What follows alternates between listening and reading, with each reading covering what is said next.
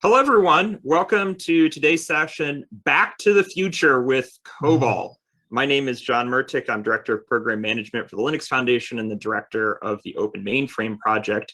And I'm joined here by Sudarshana Srinivasan here, who is the project lead for the COBOL programming course. But Sudarshana, I'd like to take it from you and let you introduce yourself more.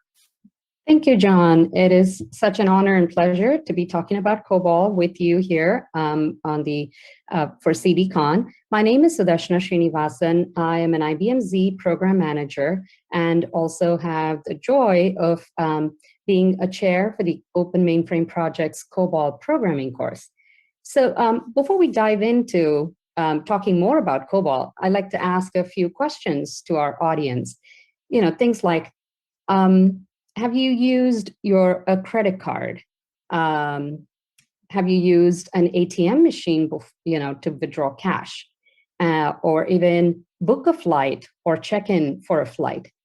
The question is, I'm trying to see if you think you've used COBOL in your life. And if you answered yes for any of these questions, or probably all of them, the answer is you have used COBOL, because COBOL is a business application language, and that is why it is so powerful to run and drive the global economy. So when we're talking about COBOL, it is 60 years old. That is true. That is true. And over the 60 years of its lifetime, we've had over 200 billion lines of code written and in production today. So this is actively used code. And over this period of time as well, there's been a lot of investment put into building these COBOL applications. So when I talked about swiping your credit card or using the ATM, there are applications that are driving those transactions, right? And it processes. When I say it, COBOL code processes over 80% of global financial transactions. So with these stats, I think it makes it very pretty clear that without COBOL, we would be having a very hard time going about our everyday lives and just living life the way we've learned to live today. I also like to always point out, a programming language is not a fashion statement. It's a very powerful comment that Professor Tak Ayong made when he kicked off our COBOL Fridays webinar series last year, and it stuck with me. It is so true. And COBOL is really good at what it does, which is business transactions and processing of those business transactions. So that is why it is what it is today and has been all of this time. Next slide, John. Yeah, so yes, we know it's been around for a long time, but 2020 was the year where COBOL got sort of the spotlight. Everyone was suddenly talking about COBOL. And, we've heard this news a lot about the New Jersey governor talking about how the 60-year-old programming language has been the cause and the reason why some of the unemployment processing wasn't working. And so everyone now is very aware of COBOL. Talking of which, COBOL stands for Common Business-Oriented Language. So something that right there in its name, it talks about what its purpose is. It really does it well, which is business transaction processing. So back to the story, April of 2020, we have a huge pandemic that has hit us, something that's to the scale that we haven't seen in a long time. And a lot of the unemployment processing went through these machines and a lot of the code. The issue was seen as we don't have COBOL skills. What I'd like to also highlight is when we talk about skills and skills gap, think about, manufacturing as always has skills gap. And these are some articles that I found as of 2021. And cybersecurity is top of mind. It is such an important aspect that we all need to be part of our lives. And we are still talking about cybersecurity skills gap. The point being, yes, skills is a core requirement. And that is where we love to present here that, we've been working as a community responding to the need for these skills and brought together a lot of these COBOL projects here on Open Mainframe Project. So one of them being the COBOL programming course. The next one is the COBOL Check program, and also a COBOL working group where, folks come to be able to come together and figure out how else and how well can we build that next generation of skills for COBOL. So with all of this happening in the front end, what was also happening in the back is IBM and some of our clients and ARC, which is American River College here in Sacramento, California, were working on a COBOL course that was already well underway. And back in April 2020, I'm sure John remembers that day like it was yesterday, 14th of April, 2020, we landed the COBOL programming course as an open mainframe project. It was, I think, one of the most exciting days of my career. This is the team that was part of the residency that, put the course together, I want to say, in record time. And these are our SMEs who are behind the awesome course that thousands of our learners have been able to use, leverage, and build a learning community around COBOL. Next slide, John. So what is our mission with the COBOL programming course? It is to attract that next generation of learners to add COBOL to their tech toolkit. And I always like to highlight here, we're talking about adding COBOL, because oftentimes I get a question of, should I learn COBOL or Java or Node.js? And my response to that is, it's not a question of either or, right? It's about having COBOL as well. You need Java, you would probably need Node.js. Just similarly, if you add COBOL, it opens up a whole new industry and opportunities to you. So definitely attracting that next generation of learners is the core mission. Improved learning experience. So you'll see as we talk more about the course itself, a lot of the tooling is about bringing in comfortable modern tooling, in the sense that tooling that our learners are already familiar with, and creating and engaging with an enthusiastic community of learners. As I said, we have over 2,000, we're almost close to 3,000 learners on our Slack channel, for instance, and it is the most starred project on our GitHub repository on OMP. So, lots of really exciting things happening here. So what are the benefits of learning COBOL then? With over 2 billion lines of code in execution, and it is the most, it is the language that runs the world's economy today. So modern tooling, ability to work on high visibility projects, and it is, like I said, a key differentiator in your professional profile. It's definitely an in-demand skill set. So like I said, add COBOL to your tech toolkit. It's not a question of either or. Next slide, John. So here we are talking about the actual COBOL course and what the contents are. I touched upon the modern tooling, and as you can see, we leverage VS Code and all of the extensions that are part of VS Code, such as Zoe. It's a sister project on Open Mainframe Project that helps us, abstract ZOS and work with a very modern interface, as opposed to the traditional green screen that others might be used to, the seasoned veterans. And a couple of the editors around Code4Z and IBM Z Open Editor, making it very, very easy to work with. Again, there's a lot of syntax highlighting on these tools, making it easy to work with the COBOL program itself. So the part one of the course really talks about all of this tooling, right? There's some setup to be done. So it talks about the tooling, getting set up, getting your Zoe set up, and having your instances up and ready to go. And part two of the course is where we get to the meat of it. It's the basics of COBOL, talks about the various divisions of COBOL, how do you handle file handling, something that's very unique to COBOL around intrinsic functions. We talk about that, and data types, of course, right? So a lot of the basics to set the stage and get you started in your COBOL journey is covered here in the part 2 of our first chapter in the course. Next slide, John.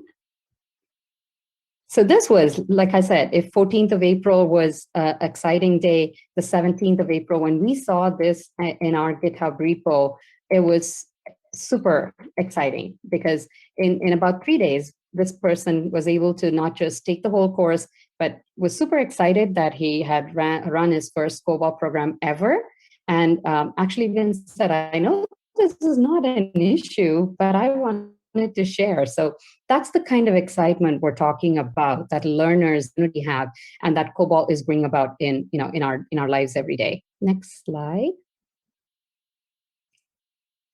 So a year has gone by, and we've very happy to share that our COBOL programming course, now as of April 2021, is officially a graduated programming project at OMP, and it's now an active stage project with the Open Mainframe project.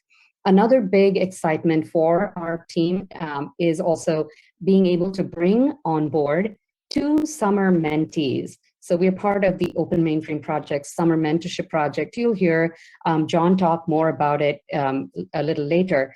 And we're excited to be able to bring on board 2 mentees to work with us in the summertime and work on updating the course content. As I said, we have a sister project, Zoe, that is constantly evolving as well, reflecting updates from that, implementing key strategic issues that have been brought up in our community, and working and improving the advanced topics chapter. So we are really, really excited for the 2 mentees who will be working with us this summer. And none of this would be possible without the awesome team members that are part of our TSC. Paul from IBM, who was one of the SMEs who created the course, Jelly, Zabura, and Mike from Broadcom. We couldn't do this without their support and help on this programming course here. Martin Keene was one of the SMEs as well on the COBOL programming course from IBM. And of course, John Murtick, who is from the Linux Foundation, is part of our TSC. So we meet on a monthly basis, but also have community TSC calls with the community of learners on a quarterly basis. So if you're really interested, want to learn more about this programming language, come join us here, get started in your learning journey, and also attend our TSC calls, which are quarterly on the second Tuesday. All right. So to get started, here are some of the COBOL learning resources. The GitHub repo link to the COBOL Open Mainframe Project's COBOL programming course. What we had also done is, alongside releasing this course as a self-paced learning opportunity on OMP, some people learn better in a video format. So there is a video course of the content available on both IBM's digital learning platform and on Coursera. So it just gives you different ways to get started learning COBOL. Next slide, John. And a couple of downstream projects, which I think are huge resources for anyone who's learning COBOL to have handy, is the COBOL Resource Hub. That was something we worked on back and available on developer.ibm.com, and the COBOL Fridays webinar series. This is certainly a wealth of information. We have SMEs from around the industry, various industries, come and talk about COBOL, from basics to the more of the middleware interactions, to modernizing your COBOL applications, to having client stories. So this is a very good series to have at hand to add to your COBOL learning journey. So I think that's where I wanted to leave all of you to keep thinking about how you interact with COBOL. Talking of COBOL and the systems that drive COBOL, research, talking to students back in 2019, pursuing technology careers, when we're asked what was important to them in a career. And 5 things come up, 5 primary aspects: a good salary, work-life balance, ability to make a social impact, right? So working on open source or making a social impact with your technical skills, and working on something that aligns with primary interests in technology, job security. These were the top 5. And guess what? I think the chart speaks for itself. Enterprise computing, which is, a lot of which is driven by the COBOL programs that run our daily lives, stood out and, outperforms on all of the 5 categories that students perceive and want to see in their careers in technology. So something to keep in mind, right? How COBOL is very impactful in our everyday lives. So with that, I think, John, yes, want to take over? Absolutely. Thank you, Sudarshana, for really a great overview of the work this community does. And I think the question comes to us, this COBOL programming course, why does it fit into the Open Mainframe project? Why has COBOL found its home here? And what are the other things around COBOL that one could look into? And I think it's important to look at really the belief points of the Open Mainframe project. The Open Mainframe project has been around for nearly 6 years now. And, these 4 points here I have on the screen, I think really line up where everyone in the project, from people in the community, technical leadership, governing board, and sponsoring members, believe. And they look at leading organizations, the customers that they're working with are changing their view, and they've changed their view that technology infrastructure, it's not the cost of doing business, but it's a way to have a competitive advantage.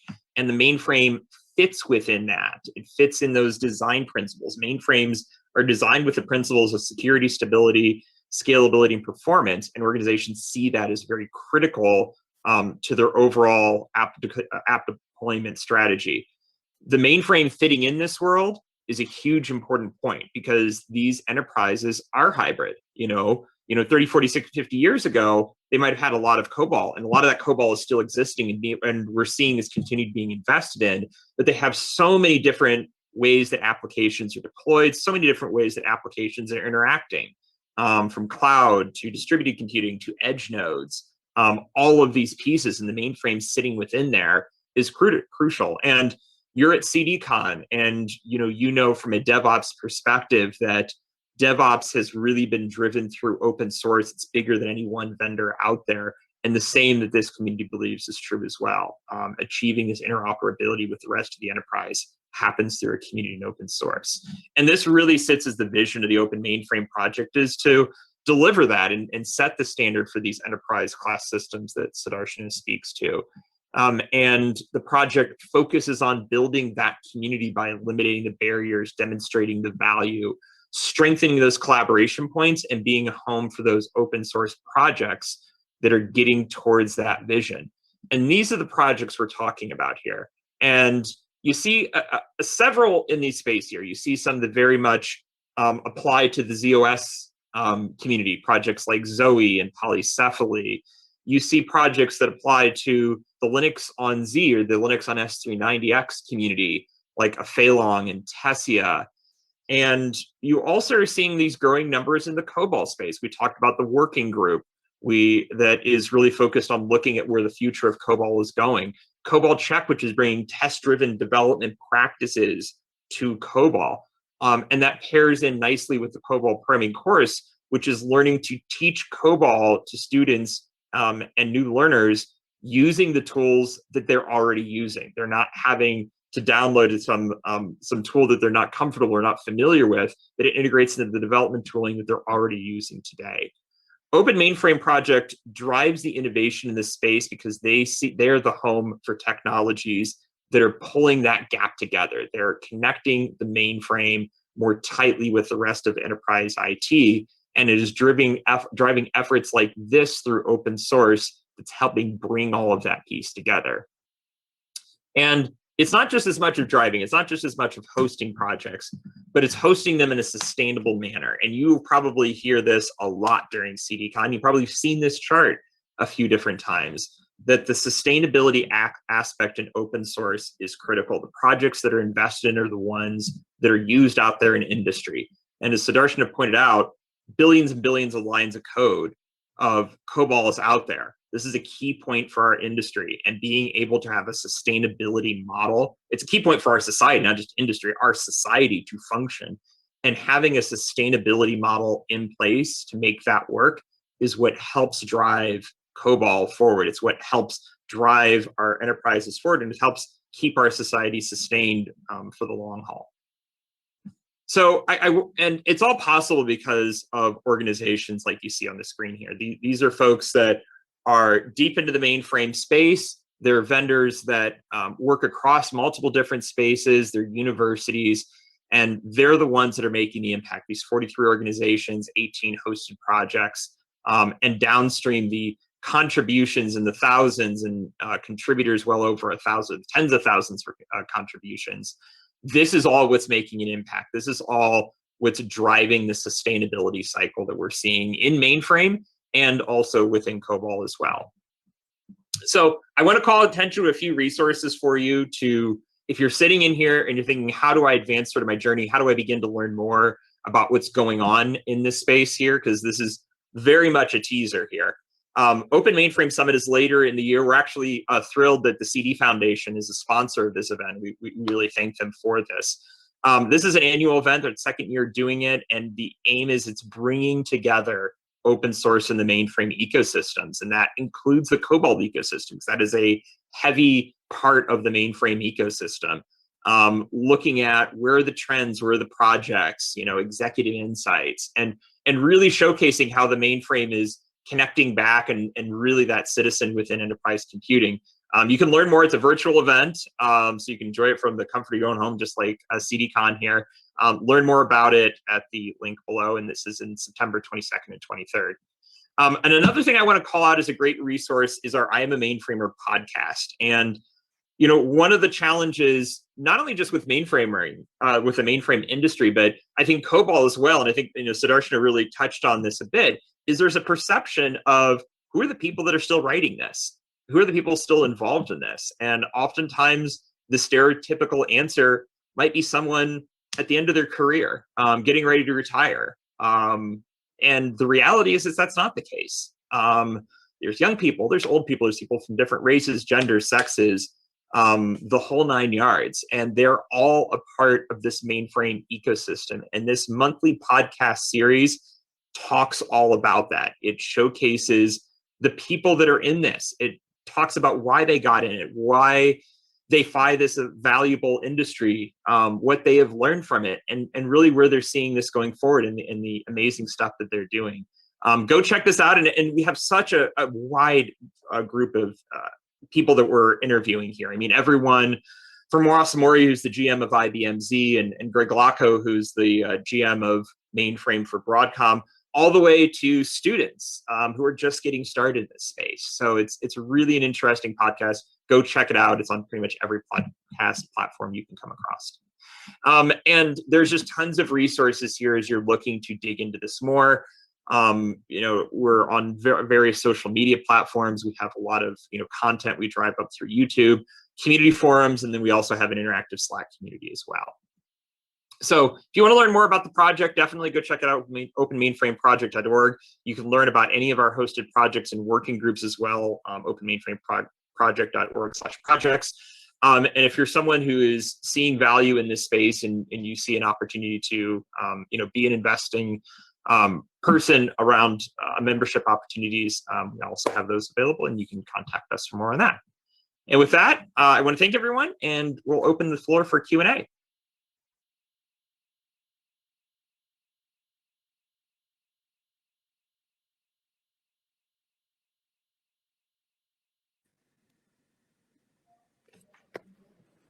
Hi, everyone. I hope you really enjoyed the session and the content we had to share, John and myself.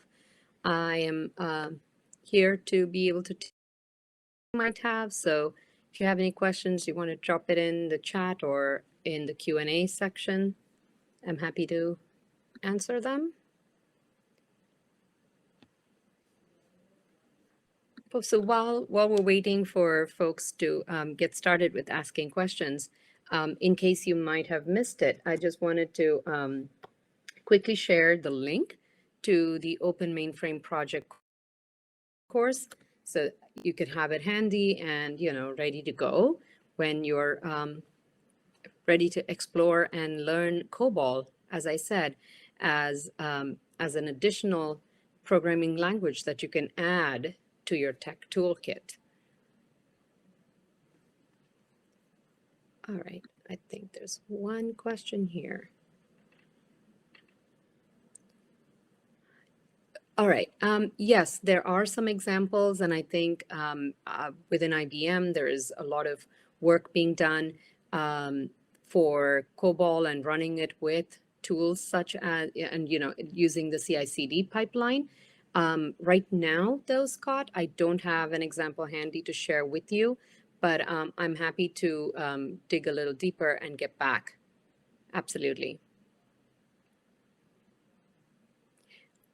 And while we're waiting and for other questions, let me also add another good place for our listeners and folks who are really eager to learn more about how our clients are leveraging some of the modernization and doing CI/CD, leveraging modern tools and other modernization aspects as well, would be to come listen to clients and how they are leveraging it at IBM Z Day. And that is going to be on September 14th and 15th. And you heard John also talk about at the conference about the Open Mainframe Summit, which is going to happen on September 23rd and 24th. So these are two other really good conferences where you get to learn more about IBM Z, the Open Mainframe project, and everything that's happening in this space, right? And how it is indeed a technology that is modern, relevant, and current, and how it drives our everyday lives.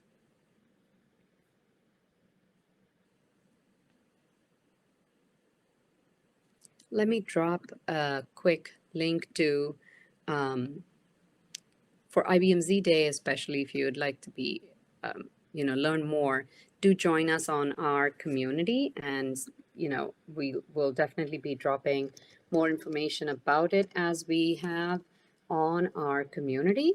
So that would be a great place for you to learn more about that as well. I will drop in, oh, oops. Wrong link. A link in our chat so you could capture that.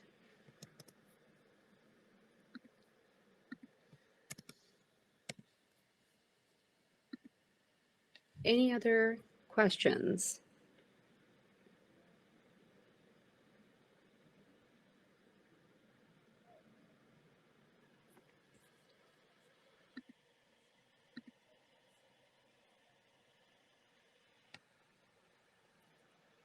All right. If there are no other specific questions, as I shared a couple of links to get you all started. Thank you again for joining us for Back to the Future with COBOL, and look forward to seeing you on the on the course website and also on our community, so you can learn more about the upcoming conferences and to learn more about how we are bringing all of this together around COBOL, around modernization.